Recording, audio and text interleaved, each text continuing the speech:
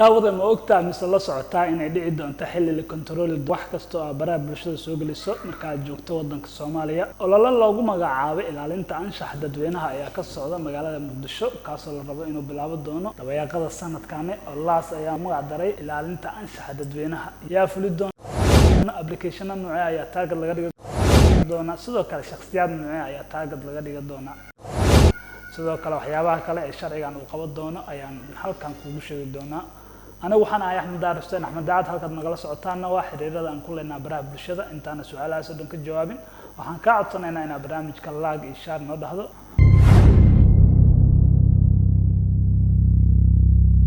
هرانتي بشهر أيه هير مكسوف بحذي إن وزارة التليكومنيكيشن كالصومالية هير دونتو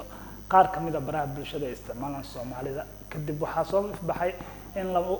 وبلاود دون أو لو إلى لنا أنشح دبينها كاسل الربو in lagu kontrolo isticmaalka baraha bulshada ayaa loogu magac daray ilaalinta anshaxa dadweynaha kaasoo lagu rabo in lagu wanaajiyo anshaxa bulshada Soomaaliyeed sidoo kalena lagu kontrolo cid kasta oo ku xadgudbaysa dhaqanka iyo wax kasta diinta Islaamka ka hor imaanaya applicationada target ka noqon doona ayaa lagu qarasheeyay Telegramka iyo sidoo kale TikTok labadaas oo noqday sanadii ugu dambeeyay kuwa ugu badan ee lagu gudbiyo anshaxumada iyo sidoo kale muuqaalada aan dhaqan ahaan Soomaalidu asal ahaan u lahayn tan ayaa imaanaysa markii muuqaalada dhaqanka iyo sidoo kale waxyaabaha sareet lagu sameeyo looga sheekay labadaas baro waa in aad ka doonto ay leeyihiin khubaradu sida lagu ilaalin doono barnaamijkaas laakiin hadba waxay la mid ku xirnaa doontaa sharciyada la horgeeni doono baarlamaanka Soomaaliya qorshahan ayaa waxa horkacaya dhaqanka iyo sidoo kale culimadiinka Soomaaliyeed kuwaas oo talooyin iyo tusaalooyin badan ku leh sida loo kontroli lahaa baraha bulshada ee TikTok iyo sidoo kale Telegramka kuwaasoo ay fadhiyo kala duwan kala yeesheen madaxweynaha iyo sidoo kale ra'iisul wasaaraha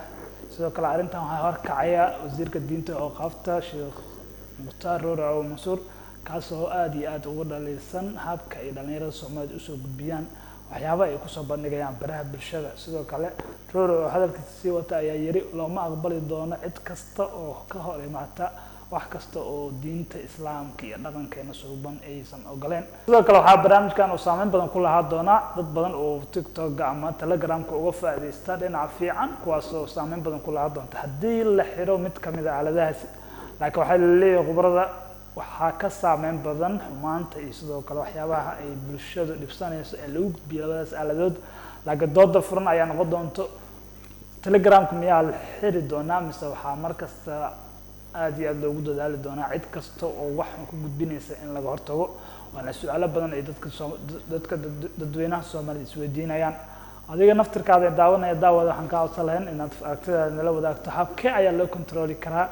baraha bulshada qaasatan kuwa lagu faafiyo muuqaalada aan anshax ahaan iyo